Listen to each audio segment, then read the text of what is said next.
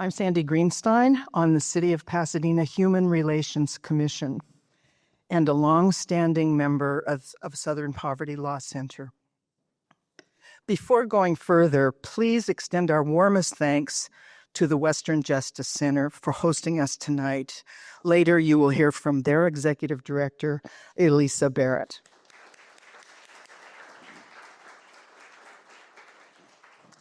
Many years ago, when I first heard about Southern Poverty Law Center's Clan Watch project, now called the Intelligence Project,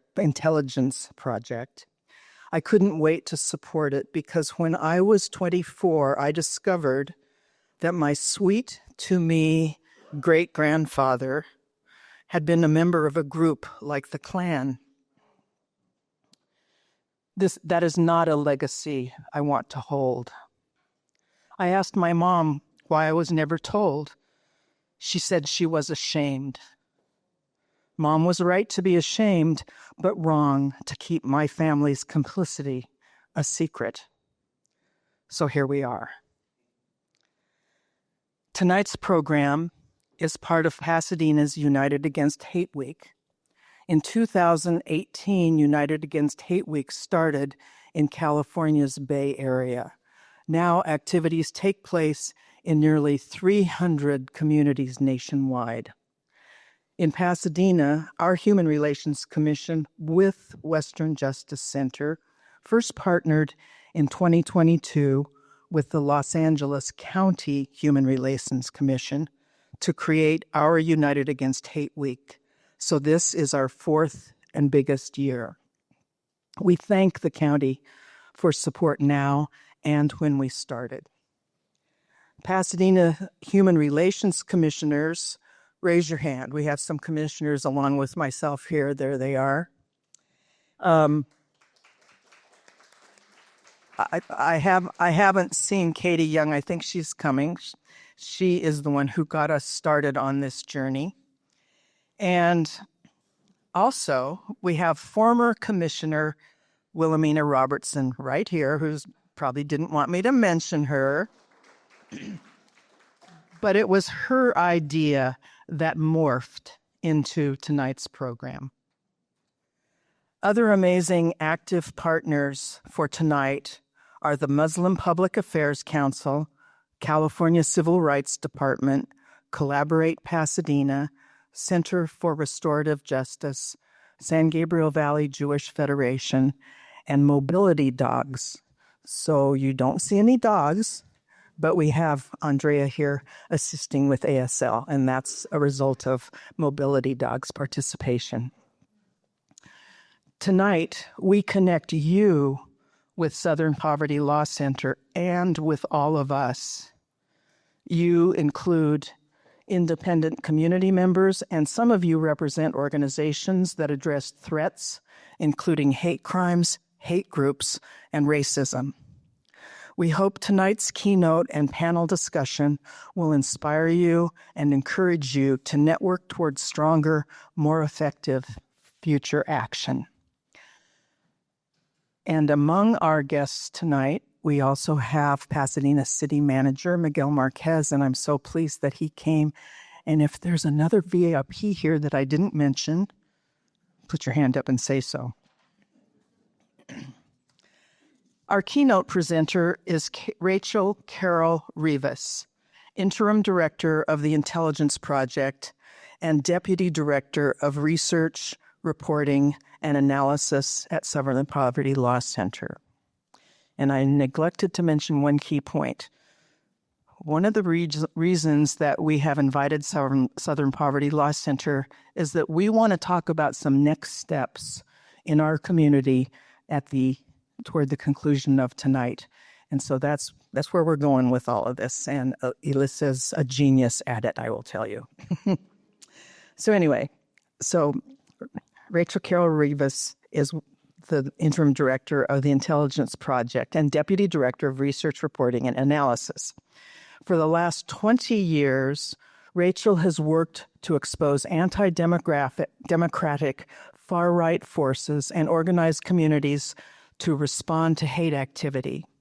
She has supported rural community organizing and research across the West, training hundreds of advocates, academics, and community leaders in cross-issue movement building, applying research analysis of the hard right to inform strategy.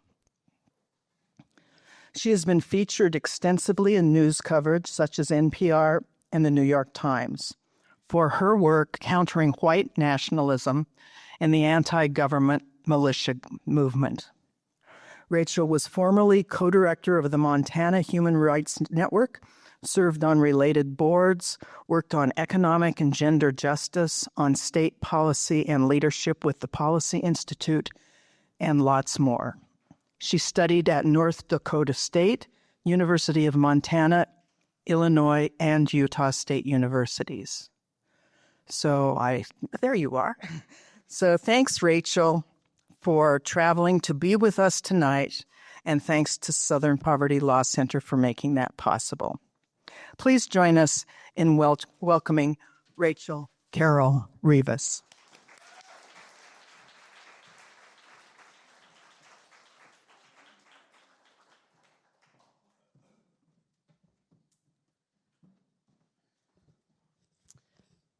Oh, thank you so much. It's just an absolute pleasure to be with you all to talk about a hard subject.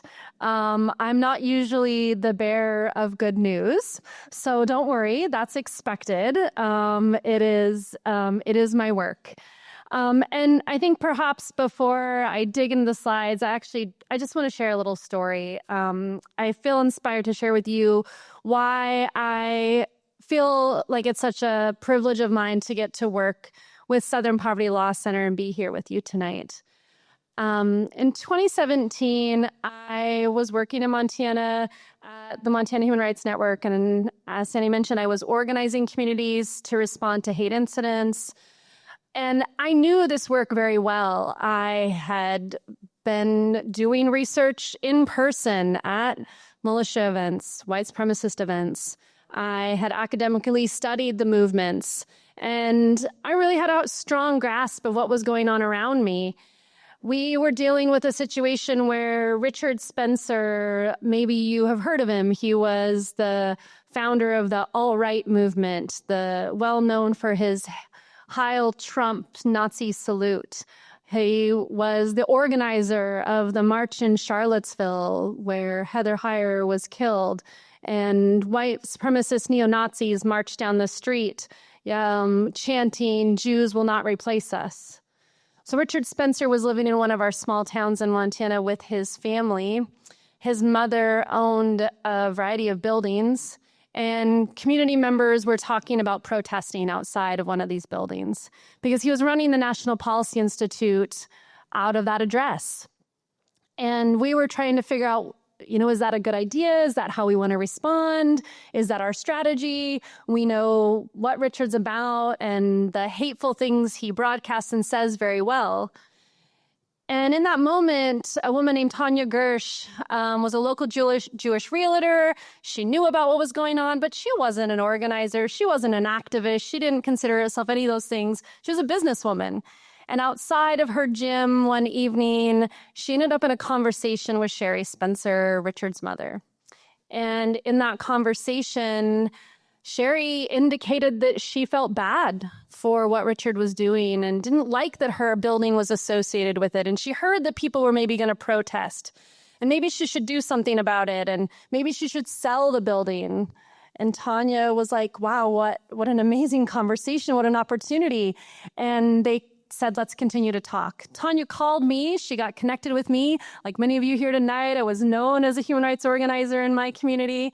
And we talked on the phone, and I just felt like, wow, nothing like this ever happens, where you feel like you can turn everything upside down and really make a big difference, and that someone has changed their mind. That's always what we want them to do. We want them to change their mind and head in a different direction that isn't the direction of hate and spreading violence and harm. But over the course of the next few days, things went sideways and they fell apart. And Richard and his mother proceeded to go online and claim falsely and wrongly that Tanya Gersh, this Jewish realtor, this mother, was trying to manipulate them and force them into a sale and to steal their money. They leaned in on all of those anti-Semitic Jewish conspiracies, all those tropes. And in response to what they posted online, a man named Andrew Anglin, a neo-Nazi who had a website called The Daily Stormer, called for an old-fashioned troll storm. And Tanya and her family received over 700 death threats in a 24-hour period. Her boys were attacked online with vitriol because they were gamers and on YouTube, and everything just came flooding in. My organization received these kinds of threats. I received those, my family, to my baby at the time, because I was very publicly known, right? I was out there doing the work. And I knew about Richard, and I knew about white supremacist work, and I knew the research, and I even knew about community organizing, but I needed help. I needed help in that moment. And I picked up the phone and I called Southern Poverty Law Center because I had been aware and in community with them and in coalition with them, even from far, far away in Montana. And they answered my call, and they were able to provide legal services to Tanya and her family. They were able to provide security and advice and support for the media that was coming from every direction, from New York and California and everywhere else. And indeed, the Southern Poverty Law Center did sue Andrew Anglin for the harassment, intimidation, and terrorism that they inflicted on Tanya and her family, and they won for her.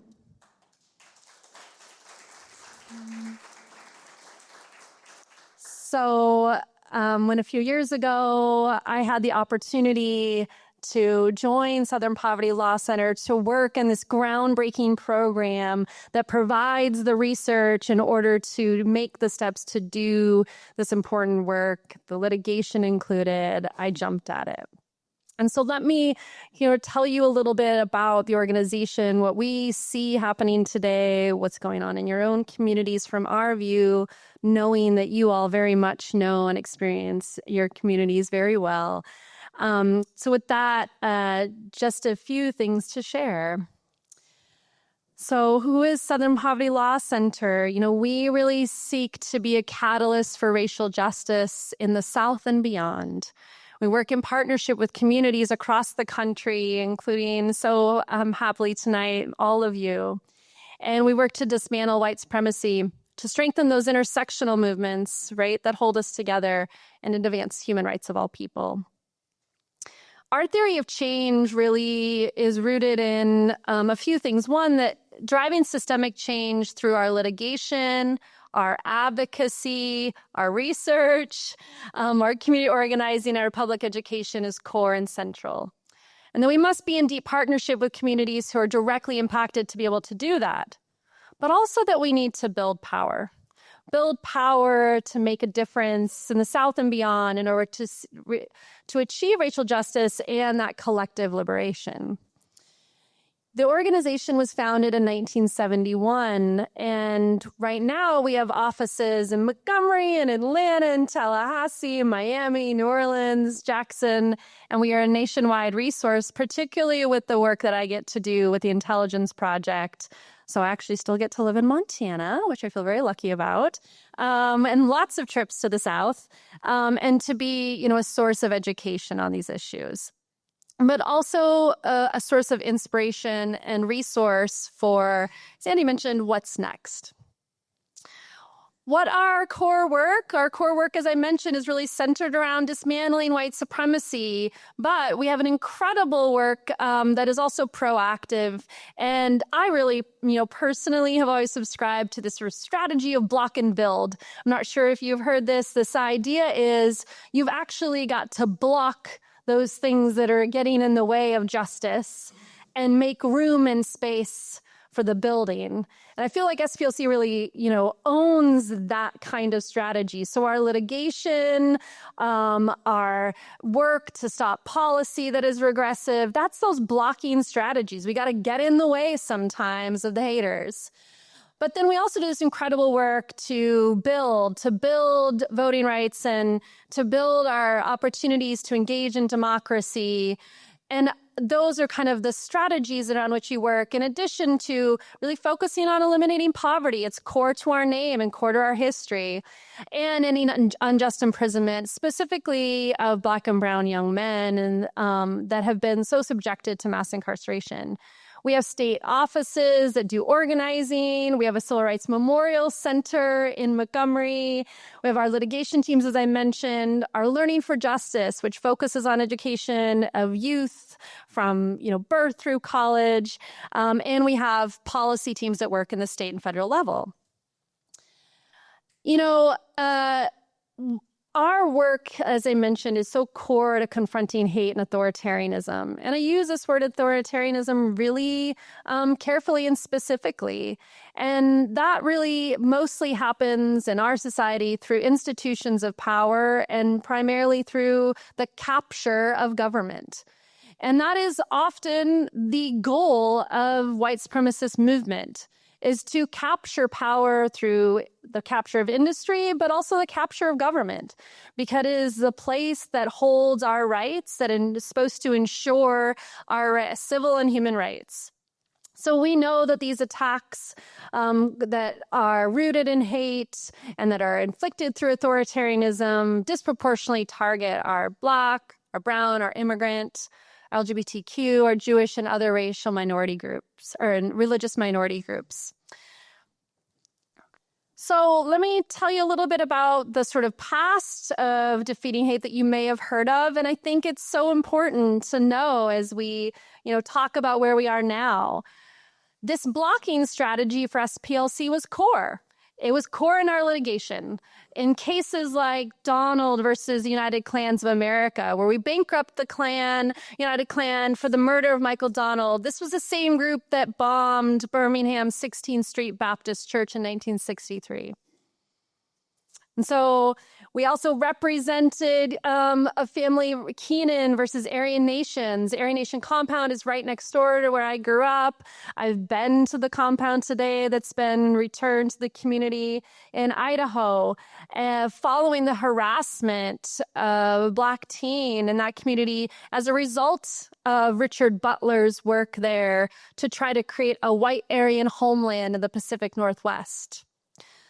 People who believed in something called Christian identity, which is Christian in name only and no more, and an anti-Semitic rooted quasi-religious belief system. And something else in this region that is so essential that we were very proud to be a part of, which is Barnu versus Metzger case, where we represented folks after the murder of Mugude Sarah, an Ethiopian immigrant who was killed on the streets of Portland by white Aryan resistance. Mugude is pictured on the bottom here, but on the top is pictured Thomas Metzger. Thomas Metzger was a Californian who ran white Aryan resistance. You can see from the picture he has a hat on the table because the strategy of taking power through government and running for office is not new. Metzger ran here in California multiple times. He also, I think, has a really interesting history that tells a story of the progression someone makes into hate. He was involved in more of the anti-government movement, part of the tax protest movement in the 70s. He was part of John Birch Society, really rooted in conspiracy theory. And he was more deeply radicalized as he progressed in his leadership role. He is still one of the heroes of white supremacist movements today. And we had a ruling in our favor in the case against him. These blocking strategies were key to making space for proactive human rights and organizing. But they also were meant to keep communities safe and prevent violence. because these were groups that were inflicting violence regularly on communities across the country. Today, I mentioned the Gersh case. This is where I was supposed to talk about it in the slides, but I needed to tell you that personal connection for me and the story of my more recent connection to SPLC. But we've also had cases representing Latino communities who have had their rights violated by authoritarian incidents in ICE, including in the case we had in Tennessee. My team's work to reveal, investigate, and expose the organizing of a group named Blood Tribe in Maine to try to set up a white separatist enclave just 2 years ago meant that we were actually able then to expose that and work with the state legislature to create a policy to outlaw paramilitary training encampments in that state. And they sent the Blood Tribe packing because of it. Today, we are working, my team, with our litigation team to bring a lawsuit against Goyim Defense League. Goyim Defense League is responsible in our suit for the physical attacks of communities in Nashville, and also is the organization that you have been subjected to here in California because their leader used to live here, and he puts on their website flyers that you can download, pay for, and distribute around communities. So most of the flyers that you've probably seen in the United States, including here in California, that get put up are actually from Goyim Defense League and are downloaded and printed and put around. They've been across California for a number of years. This is also the organization that organizes something called the Know Your Name Knows Tour. It is an anti-Semitic tour that they go around and drop banners. So they dropped banners right here outside of LA multiple times, as well as Zoom bombed your city commission meetings here in the state, trying to take over those meetings by saying offensive and hateful things nonstop during comment period. So we currently have filed litigation against them and are really putting them on the defense, which is where they belong. So where are we right now in the United States? My team has worked to document 838 anti-government organizations, including sovereign citizens, conspiracy propagandists, militia groups across the U.S., 533 hate groups across the U.S., including anti-Muslim, anti-Semitic, white nationalist, neo-Nazi, male supremacist organizations, and that includes 97 groups here in California. Those groups here in California represent that whole list of types of kind of ideologies. There are a number of national organizations that we consider put on our list that are actually even headquartered here. Some of those in the anti-student inclusion, so the groups that really have attacked students' ability to feel welcome, safe, and inclusive in schools, like PragerU on our anti-gram list, are headquartered here. There are Proud Boys chapters. Act for America, the largest anti-Muslim organization in the country, has multiple chapters here. Active clubs, which are kind of neo-Nazi fight clubs that are really often associated, unfortunately, with gyms where they're recruiting young men. As well as Patriot Front, a group you may have seen who's known for kind of putting on funny little pants and hats and masks and jumping out of rental trucks to march down streets. These are all located here in California. And I know sometimes folks from outside think, oh, not California. California's all got it going on. Look at these wonderful events they have and these infrastructure. But absolutely, it's here. And so, what is the framework that holds together all of these entities, seemingly sort of rooted in different kinds of bigotries that they might hold against one particular group? I think it's really important to share a little bit of our analysis of what is it that what's core to it, what's underneath it.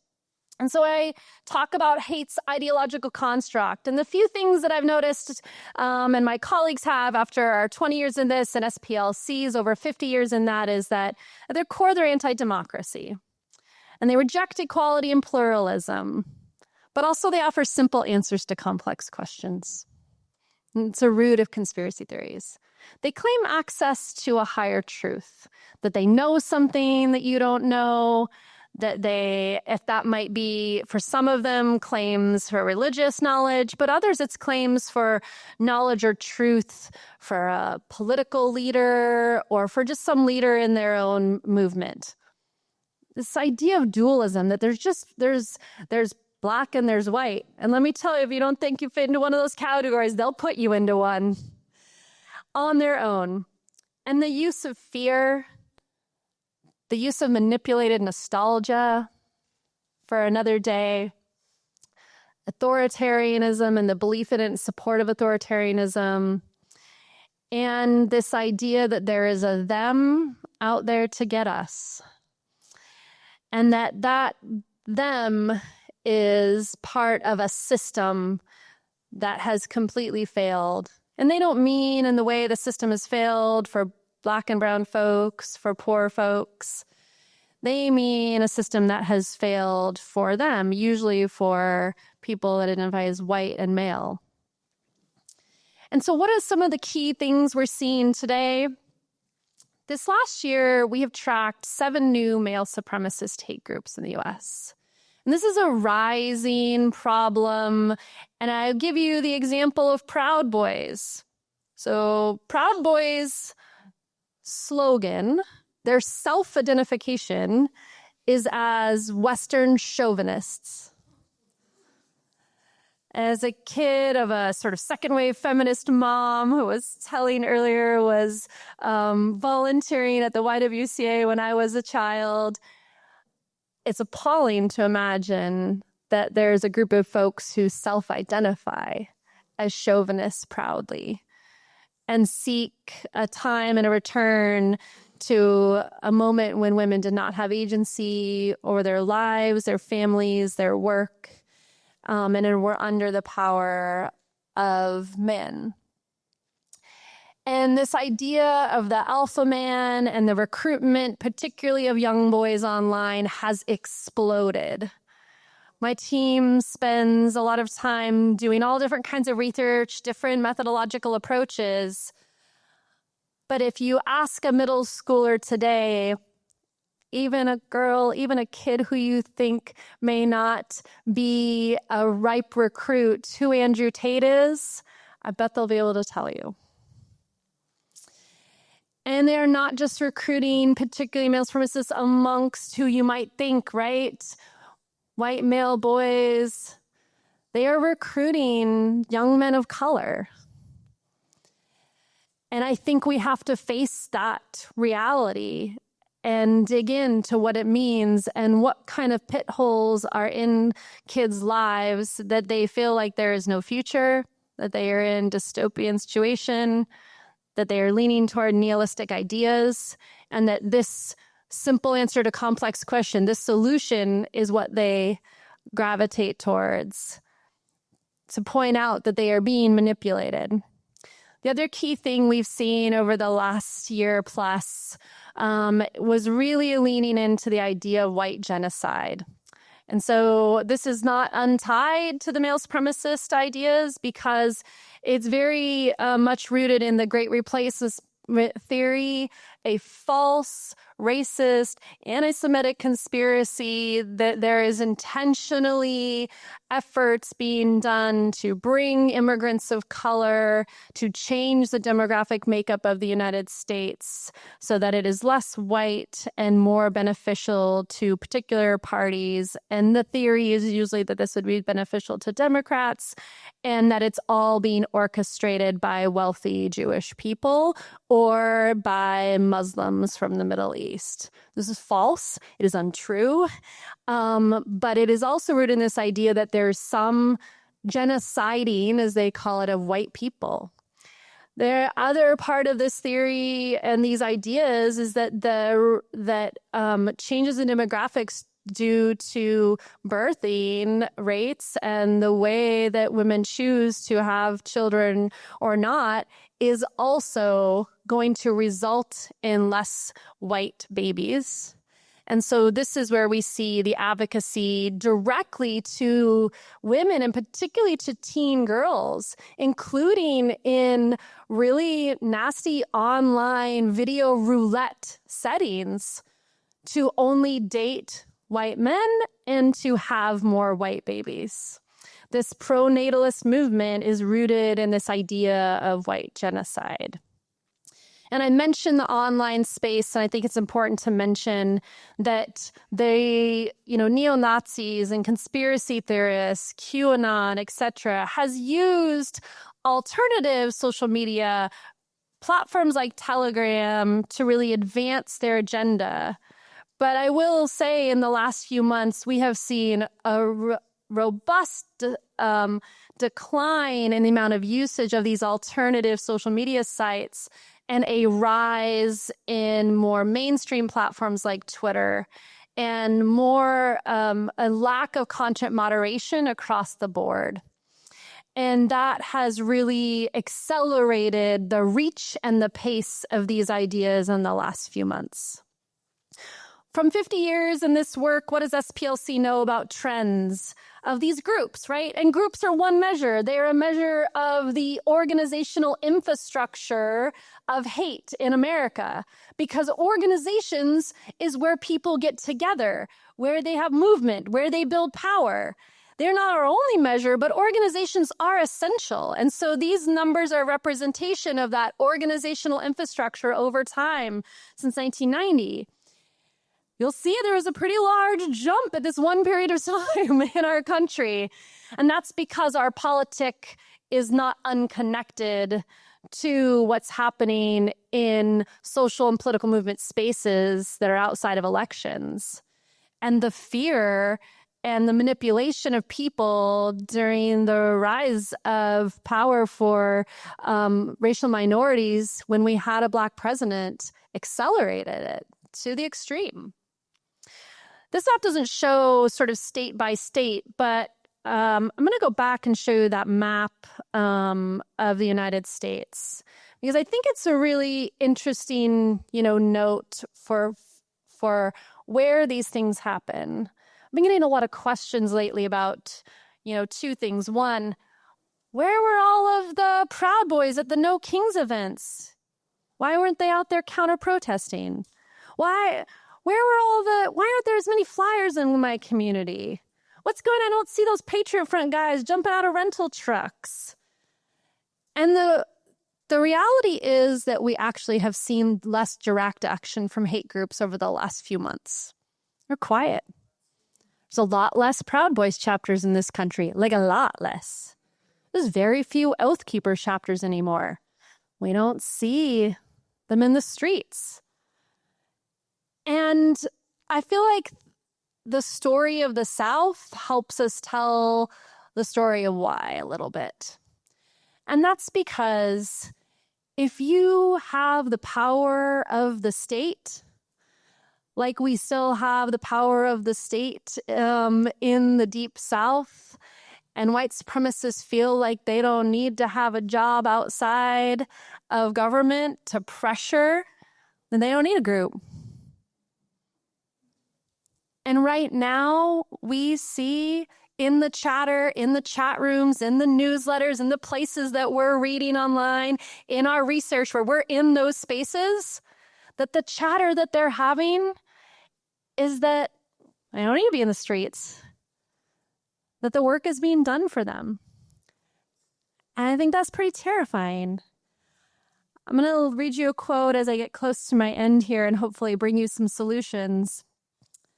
This is not my quote. This is a quote from Enrique Tarrio, longtime leader of Proud Boys. September 26th, so he just said this. You don't want us to show up. The FBI and DHS are a lot nicer than we are. So shut the up and clean up your city. You won't like it when the B team pulls up. That's how aligned they feel. And we should listen to them. I don't need to analyze it. They gave it to us in quotes on Twitter. And so what do we do, right? We've learned a lot. That blocking is important, building is incredibly important, and the best solution is prevention. Because then we don't need to be in the situation that we are in tomorrow or next year or the next decade. And so we have dedicated an Intelligence Project Southern Poverty Law Center to investing in research through a public health approach to preventing hate and extremism. We are so lucky to be partnering with Peril, a lab dedicated to researching polarization and extremism at American University. And no surprise to all of us, this really focuses, as many of you all do, on early intervention. Work that is trauma-informed and educational-based, that is community-based. California is leading on thinking about how we take this public health approach to this problem. That it's not a law enforcement-only solution, and maybe not even shouldn't be a leading solution, but that we think about inoculating ourselves and inoculating our youth from the ideas of hate, because no one is born that way, thinking those things. They must be taught it. And if they can be taught it, it means that we can help them be armed with the defenses to question it and to be untaught it. The other piece that's essential, and I think some of my colleagues here will talk about tonight, is the role of public memory, the role of history, and experimental learning. So we really lean into advancing truth-telling about America's history, about the history of racial justice and resistance. I want to flag here that you have an incredible exhibit. It's called Monuments at the MoCA right now, and we were really lucky to be able to be part of their early learning about Confederate monuments. We have a project, this is a small map, but you can go to their website, of documenting Confederate monuments across the U.S. It's called Whose Heritage? And we document where those monuments exist and where they have been removed. And this incredible exhibit takes some of those removed infrastructure and turns them into art. And so this piece of our work together is essential as we take on hate and extremism. And from my own experience doing organizing and work for so many years, I share that response strategies to me look like knowing what strategies counter and do not feed the other side. What response are they looking for? If they're looking for their name in their paper, deny them their name in the paper, right? If they're looking to pick a fight in the streets, don't pick a fight in the street. If they're looking to capture policy and be effective through government, then we take up the cause of preventing those policies. We have to humanize each other.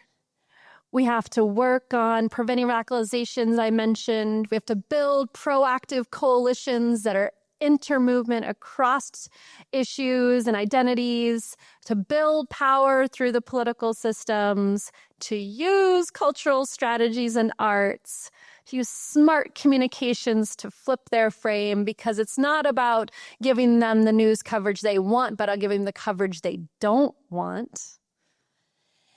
And of course, we have to work around bad policies sometimes and bad situations.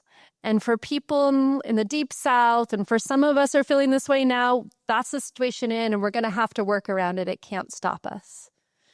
This picture here is super inspiring to me. This is a picture of an art exhibit I got to work on. We at Southern Poverty Law Center documented an organization called World Church of the Creator. It was actually headquartered here in California. And this was a hate group that was very active in the 80s, 90s, and 2000s. World Church of the Creator had a number of books like Racial Holy War, White Man's Bible. These books claimed that your race is your religion. So if you're white, you get to be in. And if you're not white, you're not in. And SPLC sued this organization, took their assets, and my organization that I was working with previously met up with a defecting member of the group who gave us a key to a storage unit, to which we got 5,000 copies of these horrific books. And then you think, let's burn them. No, that's weird. Let's not do that. Let's turn them into art. And so we worked with artists from around the country and able to turn them into an art exhibit called Speaking Volumes, Transforming Hate. And this is one of the pieces in the exhibit. These are cookies spelling out the word hate, right? Feeding our children. And inside the drawer, the recipe book is one of these books from the group. And these kids are there learning about manipulation, about the power of ideas, and about their power to resist those harmful ideas. And so with that, I want to thank you so much and invite my fellow folks up to have a little time for a panel. Thank you, Rachel, for that insightful presentation. We have so much to discuss, and so I will get right to it and briefly introduce our panel in this critical conversation that we're about to have on the rise of white supremacist narratives and how they're reshaping our nation, how we can work together to strengthen our democracy and protect our communities together. You just heard from Rachel Carroll Rivas, the Interim Director of the Intelligence Project and Deputy Director of Research, Reporting, and Analysis at SPLC. She'll join our panel. We also have, in no particular order, Robin Thoma, who's the Executive Director of the Los Angeles County Commission on Human Relations. Robin also serves as President on the Board of Directors of the International Association of Official Human Rights Agencies. We have with us Rabbi Susan Goldberg, who's the founder of Nefesh, who helped to lead the renewal of the historic Wilshire Boulevard Temple in Koreatown and Temple Beth Israel of Highland Park. We also have with us John Williams, who is the Executive Director of the Center for Restorative Justice. John has been practicing law for over 20 years and has mediated and facilitated sessions for individual and small groups in the area of alternative dispute and conflict resolution. Our moderator tonight is Salam al-Mariyati, nationally recognized for his commitment to improving the public understanding of Islam and policies impacting American Muslims. Salam is president and co-founder of the Muslim Public Affairs Council. Throughout his nearly 4 decades in this work, Salam has worked with local and national government entities to create proactive plans to combat hate. And now let's talk about this critical topic and how we can work together to protect our families and our communities. I'll pass it over to our moderator, Salam al-Mariyati. Thank you.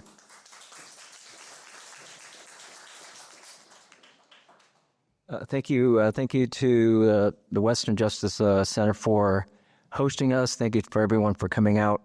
And thank you, Carol, for a riveting presentation. I think there are a lot of thoughts, ideas, questions that are swirling around. I hope that we can capture some of them, address them, and learn from them in our conversation. And I encourage this panel to be more of a conversation, so anyone can jump in and add your perspective on this very difficult problem to address. And one of the difficulties is that this problem of white supremacist violence, even though when you meet with federal law enforcement officials, they acknowledge it as a problem. They even told us privately that the United States is the largest exporter of hate in the world because of these groups. And so groups in Europe, groups in Canada, groups in New Zealand take hold of these ideas and they operationalize it. And so it's still not considered a national priority. Even when Dylan Roof had gone into the Black church in Charleston, South Carolina, we met with President Obama at the time, and we said, you need to make this a national priority. And he would not consider it a national security threat. He said it was something that was, it was a one-off in so many words, isolated incident. So if you can speak, and I'll start with Robin, in terms of the LA County context, why this is not considered a priority in terms of policy. Well, I would say, first of all, that for Los Angeles County government, it is a priority. And I really want to just obviously appreciate that, we have for the first time the most progressive Board of Supervisors that I have ever had in my many, many years of being at the county. It's all women-led, and it has incredible leaders and voices. But I do think that what you're raising is one that confronts the issue of the depth of white supremacy in our culture, and also the vulnerability of those who are challenging it and wanting to steer clear of direct confrontation at times with that reality. So I think that part of, one of the things that we're doing right now at the County Commission on Human Relations is we are actually offering a training on having candid, constructive conversations, because we're in a time when there are a lot of issues that are dividing people, and there's a lot of hesitance about engaging with people because of the fear of it devolving into animosity and bitterness. And so that particular training, which we've offered, has become extraordinarily popular among not just among our network partners, but among county departments that typically never reach out to us for training. And I think that's reflective of the desire to be able to have those difficult conversations that sometimes, particularly politicians, sometimes like to steer away from for fear of alienating any one group. So I think that that's a really good sign on our part. We're seeing that enthusiasm to have those difficult, candid conversations. And I think that helps us to, in a way, empower a lot of different departments, a lot of different communities to begin those talks in a way that are going to end up with constructive and mutual understanding among people. John, you've been working on this issue for quite some time. If you can give us your perspective on how we are dealing with this issue nationally and locally. Good evening, everyone. Just really honored to be here. I think what Robin just said, the importance of candid conversation.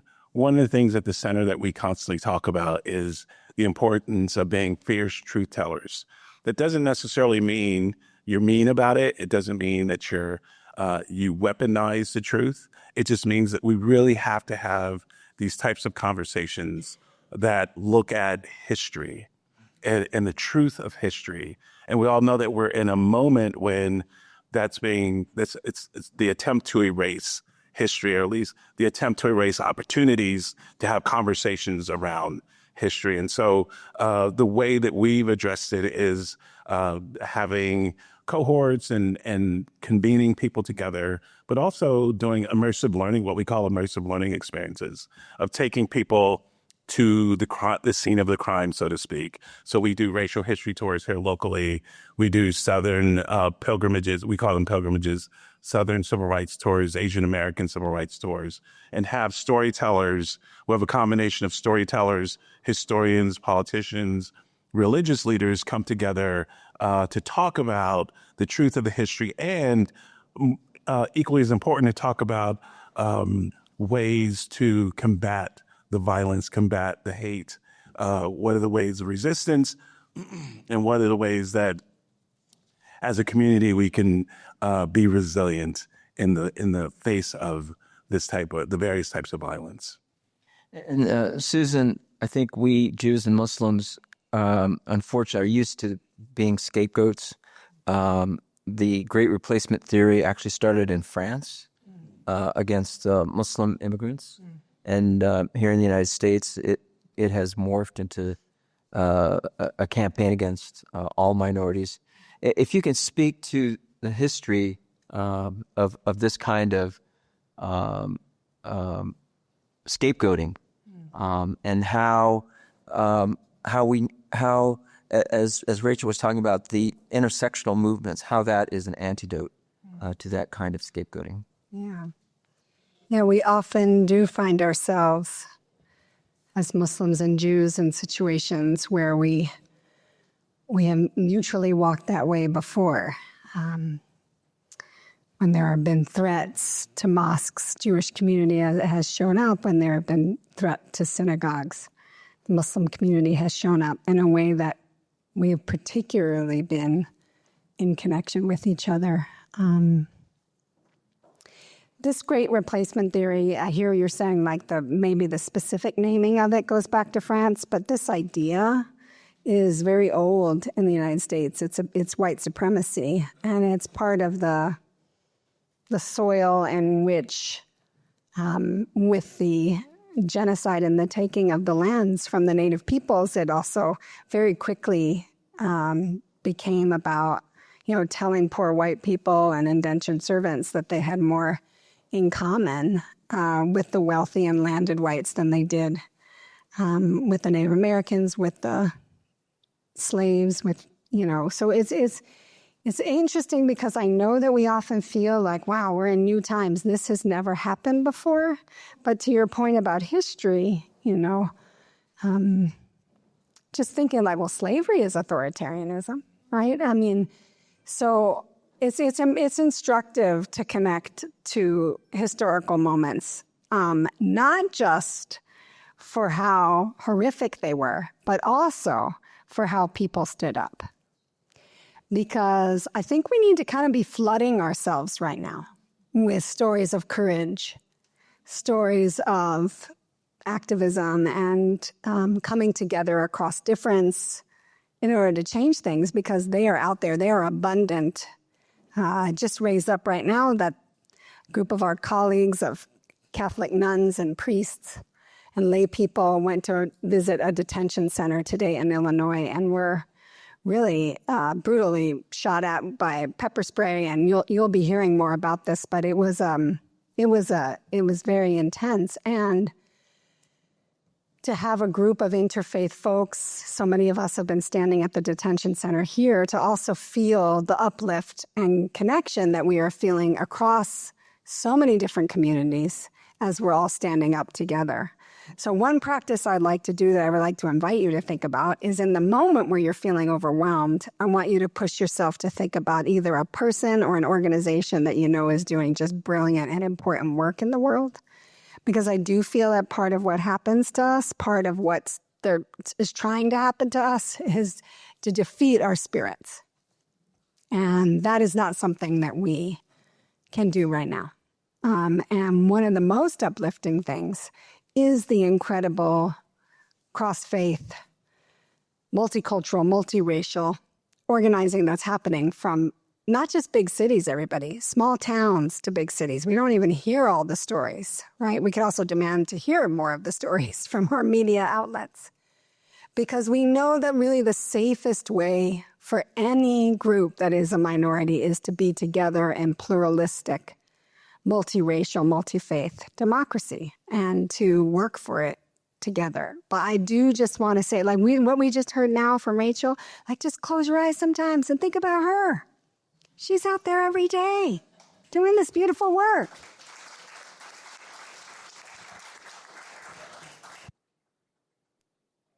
Rachel, I want you to elaborate more on the public health approach, because I think that's very interesting. It actually is strikingly similar to a lot of what we had to deal with in the Muslim community right after 9/11, when surveillance and infiltration of Muslim communities by law enforcement was pervasive.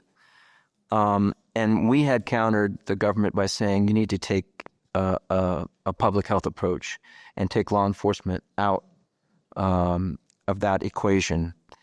In this context, then, how does it work? Especially when, as we all see, that this is not a priority at the national level, so it is going to have to be community driven, and organizations like SPLC would have to drive it. But at some point, it would need to partner with government So what does that partnership look like? You have to push. Thank you so much. I think that inoculation comparison is so essential, but right? But it also comes with education. And so in that public health approach, public health isn't just standing people up in a line and giving them a vaccine. Public health is about education, right? It's key to it, to why and how it works, and that it's collective and it's holistic across the board. It can't work on a individual level.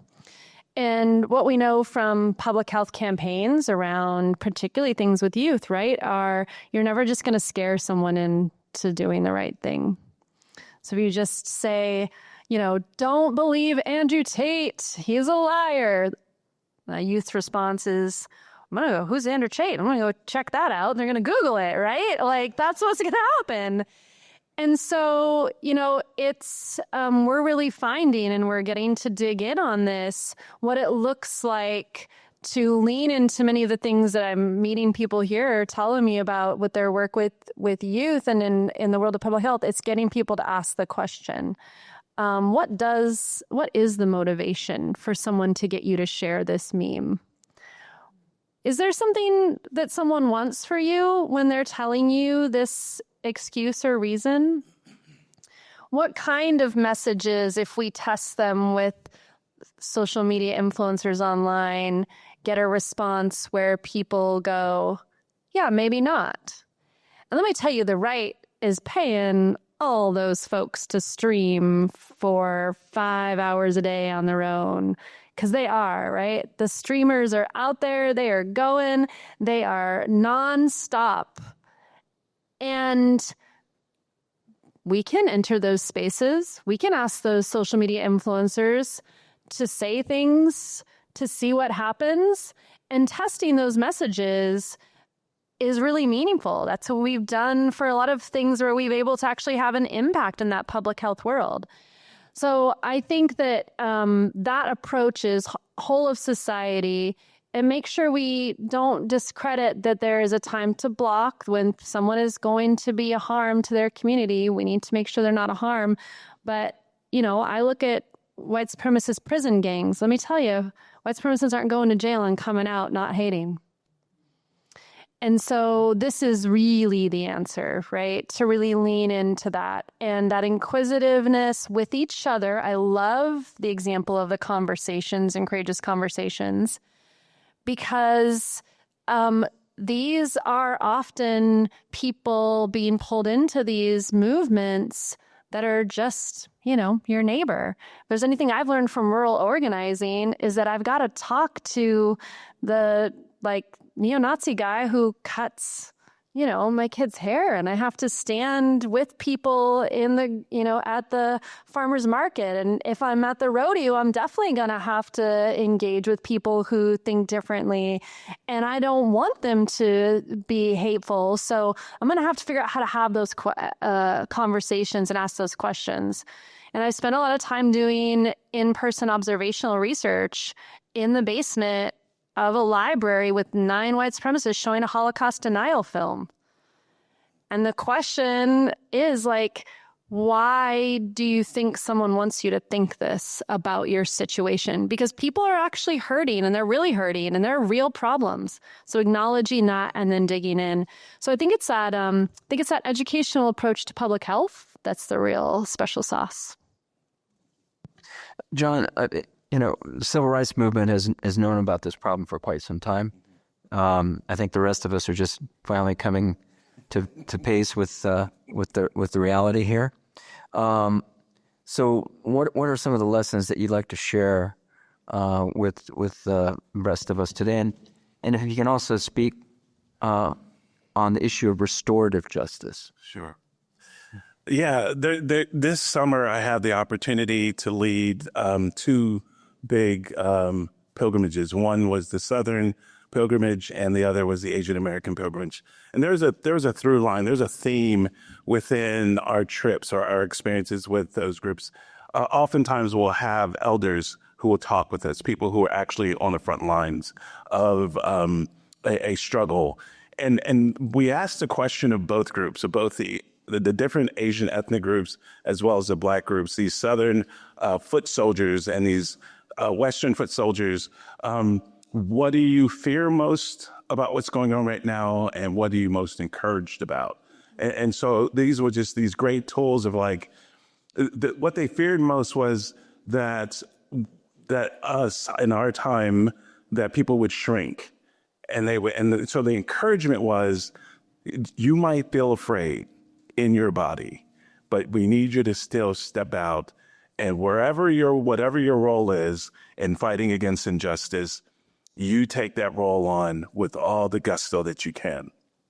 So what that means is, with the Southern civil rights, Dr. James Lawson, who led a lot of those trainings, and I was able to be trained under him for a year and a half, it was direct action, nonviolent, which everybody always talks about that piece of it, but they don't talk about direct action. You actually have to become a menace in some way, shape, or form.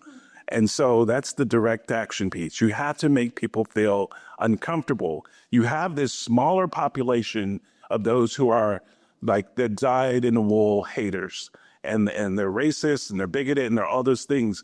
But you have a larger number of people who are kind of in the middle and who are very influential. And so if you start to disrupt them and cause them to question, just like you were saying, and cause them to just think about the history and to think about courageous people, what they're telling us, what they were telling me is just step out, figure out your lane, and go forward. The strategies will come. Be as open as you can with hearing different and divergent views, but you have to step out, you have to engage, and it doesn't have to be violent.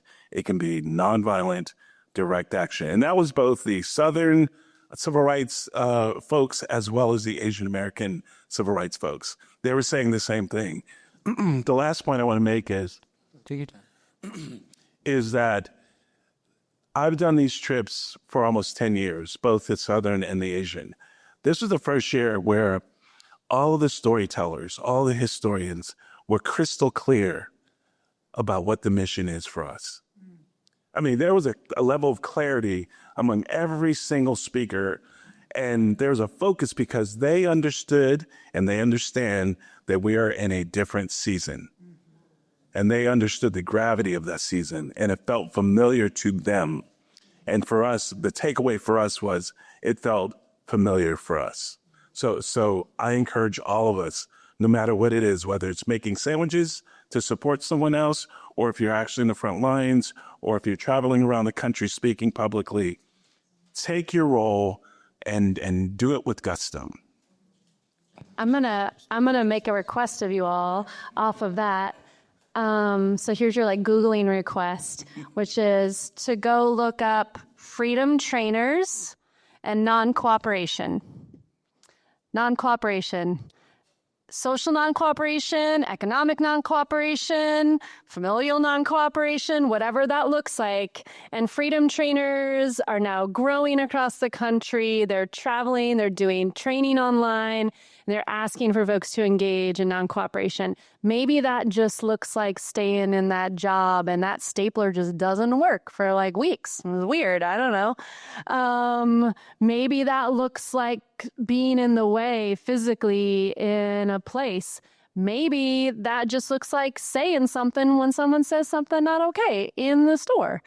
Whatever it looks like, the piece you can hold. And I'm loving this framework, non-cooperation. It's rooted in historical patterns of how people resisted, and freedom trainers are training on this across the country right now. And I'm not affiliated with them, but I love it. Yeah. So you also asked about restorative justice. And just one last thing for you individually, maybe it means not buying from Amazon. Maybe it means not going to Target. So as an individual, since the beginning of the year, maybe it means looking at all the people that were on that rostrum or podium during the inauguration and seeing all those tech bros. Maybe it means not using their technology. So it can be as practical as that. Restorative justice, you asked me to define it. So I apologize. And I like to read it because I really want to, and we'll share it with the folks who are having this and put it out to you by email. But I always like to read the definition because it's broader than what many of us think. A lot of times we think of restorative justice as only being within the juvenile justice system. But it's more expansive. It goes into it goes into trauma-informed care, it goes into all these things. And so for us at the center, restorative justice is the communal process and consistent practice of repair in a world of structural injustice and systemic oppression. This practice is rooted in truth-telling and centers the knowledge, experience, and vision of historically harmed communities to define a justice that equalizes power and heals community. So it's not just about toppling, it's also about reimagining. What's the society, what's the community that we want to live in? So we believe that true transformation can only be achieved when a community's physical, emotional, mental, and spiritual needs are addressed, and those with historic power interrogate their participation in injustice and commit to the work required to transform these social structures and institutions that continue to perpetuate harm. And again, I'll give it to the leaders of this and we'll put it out by email because I like to give a more expansive definition of what restorative justice means. So for us, it means restorative history. And for us, it means restorative storytelling. That's our lane. That's what we do. We bring together storytellers. We bring together historians, community organizers, politicians to tell a better story. Robin, I think you're a big in terms of achieving justice and dealing with hate in our society. If you can expand on the programs that LA County has done, especially with the murals that we just had a mural dedication at the Islamic Center of Southern California, the first mosque to have a mural in America, by the way. So you could speak about the programs that you are promoting. Absolutely. Thank you, Salam. Well, I want to say that, when we were seeing the data showing hate crimes on the rise and very different than what Rachel showed in terms of the number of hate groups, the decline that was happening, which I think you were, suggesting reflected that power was now official, so no longer needed to be in these different hate groups. But the proof that does not mean we are seeing less hate is in the data that we see of reported hate crimes. But one of the things that we decided to do, because we know that hate crimes is continually underreported, and one of the big reasons is because of the reluctance of many of the communities most targeted. They don't want to go to law enforcement, or they feel uneasy about that for a variety of reasons. It could be language, culture, past experience, etc. But using art was actually a really important way of diversifying our messaging so that people will actually, it's not just one of the many signs or messages that comes across, social media or billboards. And we knew it couldn't be one sign to fit all. So one of the strategies from the very start of when we launched LA versus Hate in 2018 was to make it an arts-centered, community-based campaign, to not be the single, message from government that repeats itself in a very official-looking way, but rather to really make it diverse for our incredibly diverse LA County. And so art, I think, was the first thing we wanted to do in the Summer of Solidarity was to say to those communities most affected by hate historically in our county, was to make sure that we sent a clear message with a mural in their community that was actually developed in a very unusual way by interviewing different community leaders and engaging a local artist and having a series of meetings where they talked about what would best express their sense of belonging as a community, their sense of history, symbols that would be evocative of this particular community in this county, including sometimes surprising histories. For example, the Latino mural in El Monte, turns out that was a site of a KKK office early on that was pushed out. Not many people know that about El Monte, right? They think of it as probably more of a center for Toyota than it is for the KHEA. But through these murals, it was sending a message that these are communities that belong, that have a history here, that have a history of resistance, helping to tell those stories, and just giving people a sense of connection and inclusion. But the other part that we've been doing, which has been really valuable, is that we use it in over 500 different GIFs that you can see online and people can download through social media. And so it is just so varied that you just can't imagine. And I actually had a slide to show some of the diversity of those messages. But it's if you go online to laversate.org, you can see and just spend a long time just, leafing through all of the pages and all of the different types of art that are telling different stories. The most recent thing we're doing, which I think is really another example of that, is we've moved to using our data about hate that we know about, the reported hate crimes and hate incidents against the most targeted groups in LA County, figuring out which zip codes in our county are experiencing the most, and focusing on those places to organize with leaders and organizations and chambers of commerce to put up signs of solidarity. Because one of the things that I think that we're challenged by is that we know that the majority of people don't support hate crimes, hate violence, harassment in our county. We know that's the fact. But yet we've been seeing an increase because there are people who feel very empowered by the current environment, political environment, and that's expressing itself in increased acts of hate and violence against people. And so by visualizing and representing that in sort of the public health approach of inoculating the community by showing signs of all the people who are proudly sporting not just the signs of United Against Hate Week, which we're in, but that their community, a particular neighborhood, Westlake, Hollywood, Koreatown, they are showing their particular neighborhood identity and that they're united against hate.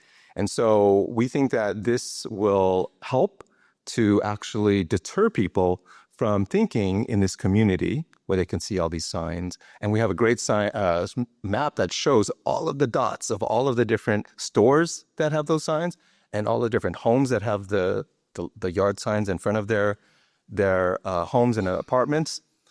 That sends a clear message to people that this is a protected community, that we look out for each other.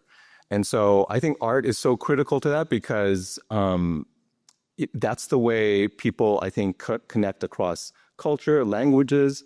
They get a sense of it adds beauty to their visual world. And it is a powerful tool to really reaching so many more people. And that's what we have to do. To get to where we want to be as a county, we have to have everyone knowing not only that they are showing their unity, but learning how to be an effective bystander, to stand up against hate, to take action when they see it, and to know how to connect with each other. We're hearing stories for the first time we've never heard from people who are finally reporting, not to the police and getting turned away and being told it's not a hate crime, but to us. And we get to hear their stories and actually help them directly. And that creates a powerful connection and empowers them to realize that by telling their story, they can actually send a message to many others that they should stand up as well. So we're really thrilled with what we're seeing because of art, because of the power of engaging directly with people for the first time, having a place where people can get help for hate, not just go to the police and hope they'll prosecute, which unfortunately is a very small number of cases. That Can I just say thank you all? I have to say, if you're from the outside, what you all are doing here and the model for the data tracking and the use of the data to respond, it is groundbreaking and it is a model for the U.S. Like, it is phenomenal. Hate crime reporting is optional to the FBI. Yeah. It is optional. And even places that do report are proactively acknowledging places like Orlando, 0. That's what they reported last year. Like, that's not a reality. And so to have such an amazing effort that's both doing the work to make people feel they can, to collect incidents, not just official crimes, and then to be able to do something with it is just really amazing. And I wanted to just say it. Thank you, Rachel. And more specific, I think leadership of Robin Toma in this has just been outstanding. So thank you, Robin. I actually just wanted to say one of the people who made it happen is Terry V. McDowell, and she passed away yesterday. And I just wanted to call out because she really deserves the recognition that she, truly, this would not be what it is without her labor, and recognizing the people that, contribute to it and have gone before us. So important. And if we want to look for stories of hope and people set examples of what can be done, I just want to call her out. I want to just raise that up as well, because what you just said, Rachel, about LA being a model with hate crime, stats gathering and reporting. LA is a model in a lot of ways. Los Angeles County, Los Angeles. There is a reason why we were come after first. And I think in addition to feeling overwhelmed and afraid, I think we got to just go deep into the beauty of this multicultural city and really be a model. Part of what we've been sharing with leaders across the country who've reached out to say, what are you all doing in LA? We're seeing it's happening. You're under attack. And we've seen such beautiful, creative, nonviolent direct action that we've been involved with like daily, is to really be out in front on things like what it means to be a sanctuary city, for example. And the beauty of that. I mean, that is basically all of our life's work, right? To create sanctuary for each other. I mean, what else is there? Not much. Is to create sanctuary, to create refuge for each other. And of course, there's problems. There's many problems in our county and our state. There's a lot of work for us to do. And like, this is a moment in which much of the spotlight of the country and the world is on what we're doing. And so if you have yet to personally get involved, like, this is a warm, what we would call in Jewish tradition, nudge, okay? This is like a real nudge, because there are so many different ways to get involved right now. And I appreciate what you said about the season that we're in.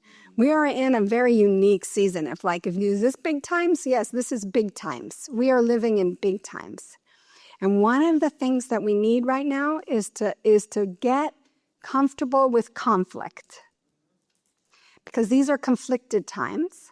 And there's different kinds of conflict. There's generative conflict. There's what Dr. King talked about as creative tension. And I think that many of us want in our lives to just, let's just not have any conflict.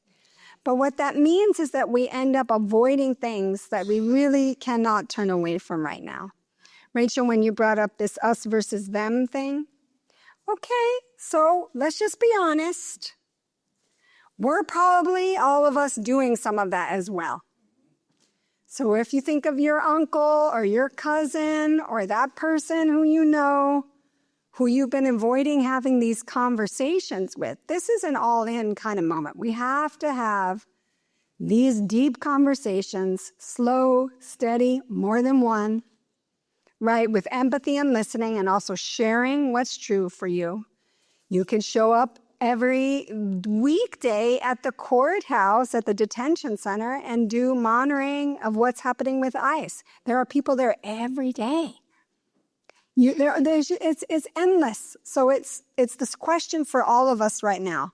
What is my skill set? What am I good at? What can I offer? What kind of time do I have? Even if it's like, I know somebody who's like, so I make my phone calls on my commute to work. That's my set aside time.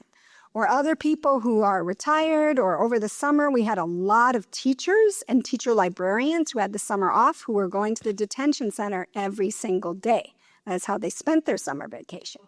What kind of time do you have? I also want to lift up this idea. I know that, and I myself too, and I have learned to correct myself around this. We often say, well, the young people, they are going to do it. And thank God, I'm raising some young people. I do think they're going to do some beautiful things. And sometimes that is a way from getting all of us to say, actually, we're all going to do this. And I learned recently something really beautiful, that the two groups statistically that are most involved in social change are young people in their 20s and et cetera. You know, the young people that we're always referring to, and elders. And if you think about it now, when we see images of stuff going on, we see a lot of elders. And we really need that space. So, and everybody in between, many of us up here are in the in-betweens.